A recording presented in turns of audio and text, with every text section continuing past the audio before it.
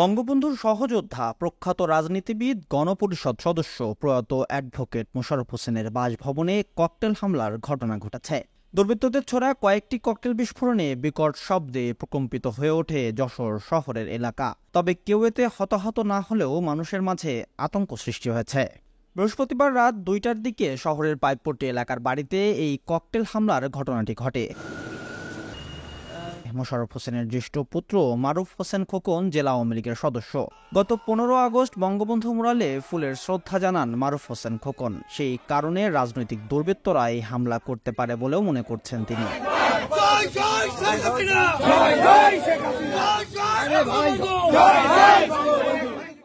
বঙ্গবন্ধু জাতির সম্পদ, বঙ্গবন্ধু কোনো ব্যক্তি বা কোনো গোষ্ঠীর নয়। সেই বঙ্গবন্ধুর 15 আগস্ট আমি এই হত্যা দিবসকে কেন্দ্র করে আমি জেলা আওয়ামী লীগের সাথে সম্পৃক্ত জেলা কার্যনির্বাহী কমিটিতে আমি আছি, তাই না? জেলা আওয়ামী লীগ যখন এখানে ফুল দিতে গিয়েছে, আমিও ফুল দিতে গিয়েছি এবং সেখানে যতটুকু করার দরকার সেটা আমি করেছি।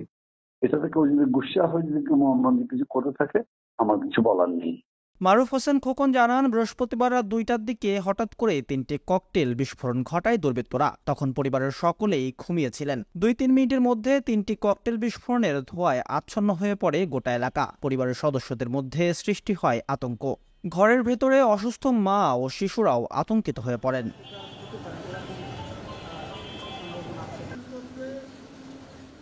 ঘটনাস্থলের একটি সিসি ক্যামেরার ভিডিওতে দেখা যায়, 2টি মোটরসাইকেলের 4 জন এই হামলার অংশ নেয়। তাদের কারো কারো মাথায় হেলমেট পরা ছিল, কারো মুখ কাপড় দিয়ে বাঁধা ছিল। পাইপপট্টির সড়ক ঘেঁষে এই গলিতে ঢুকে তারা অ্যাডভোকেট মোশাররফ হোসেনের বাসভবনের নিচতলায় 2টি ককটেলের বিস্ফোরণ ঘটায়। আরেকটি দ্বিতীয় তলায় জানালাতে ছুড়লে জানালা ভেঙে যায়। এ বিষয়ে কোতোয়ালি মডেল থানায় একটি অভিযোগ দায়ের করেছে ভুক্তভোগী পরিবার। বিষয়টি তদন্ত করা হচ্ছে বলে জানিয়েছে পুলিশ।